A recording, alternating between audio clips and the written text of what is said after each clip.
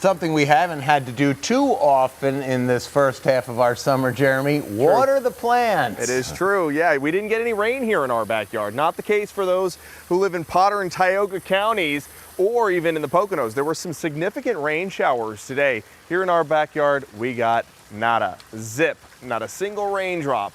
But that's good, right? We got to enjoy a lot of the daytime with great skies, and that was the case in Tobyhanna State Park. We had some really nice conditions for outdoor activities. Let's take a look at that video from our Mike DeFleury, where he showcased all of the waterside activities to be able to do this time of year: swimming, paddle boarding, and also lounging right there on the lake shore. But what he also captured was a buck that was just growing its antlers. He even made an appearance on the beach. So he took this footage right before he went out on the beach. You'll see it right after the time lapse concludes here of the paddle boarders on the lake. There he is. Take a look at his fuzzy new antlers as they come in. Really great shot, and apparently he made a little appearance on the beach, wasn't afraid of the beachgoers. And that is why the buck moon is named the buck moon, because they start regrowing their antlers. There's a time lapse from 10 to 11 o'clock as it rose over Montage Mountain. What a fantastic sight. And here's what it looks like live now from our rooftop camera. Slowly rising higher and higher, 100% full. The July full moon happened today, officially full at 4:37, but it was below the horizon, so it rose at 9:04, and now it's beautifully visible in our skies. Again, named for the bucks regrowing their antlers this time of year. There's the satellite radar picture. We've got clear skies overhead, some more vigorous shower activity in the Hudson Valley, but we're not dealing with that at all. We did have some showers up in Potter and Tioga County, even some rumbles of thunder too.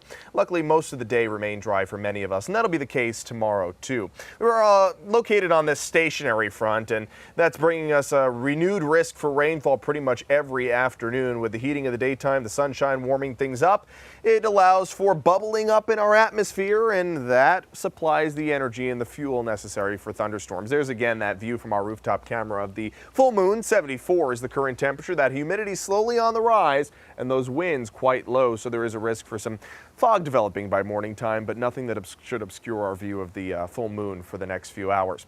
Temperatures today got up to near 90 for Williamsport, mid-80s for Avoca and Selinsgrove, got up to 80 also in Mount Pocono. Still quite warm in the Susquehanna Valley, in the 70s across a large part of the area.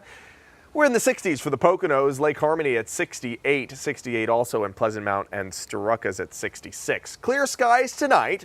Tomorrow morning, also clear skies, but the warmth and the sunshine give way to some bubblers. There they are, starting to pop up across parts of the southern tier and even into Scranton by noontime. Could be some rumbles of thunder, maybe even some downpours too.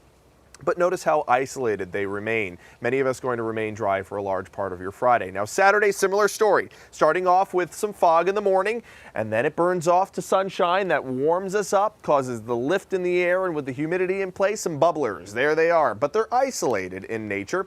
But when they do bubble up, they could be severe at times. So just remain aware both Friday and Saturday night. There's a level 1 out of 5 risk of some severe weather. And the only concern is some high winds and some flooding downpours in a really short period of time. Now Sunday looks like a more cohesive line of showers and storms could roll through later on in the evening, but most of the morning remaining dry. As far as rainfall totals, you got to get caught in one of those tracking showers and storms. So you got to have a long period of time with that rainfall falling to be able to get something more than an inch. Most of us going to wind up over the next 4 days anywhere in the ballpark of a 1/4 inch to a 1/2 inch, so the garden will still need some rainfall. There's your severe risk for Friday afternoon and evening. We're under a level 1 out of 5, remember, with a high wind risk and maybe even some flooding rainfall. But most of the mornings and early afternoons will remain dry, and those showers and storms will remain isolated into the evening. There's your 7-day forecast. Temperatures hovering around 90 degrees, and that unsettled pattern finally breaks, Scott, on Tuesday and Wednesday of next week.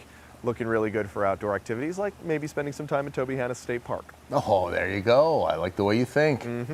Thanks, Jeremy. You got it.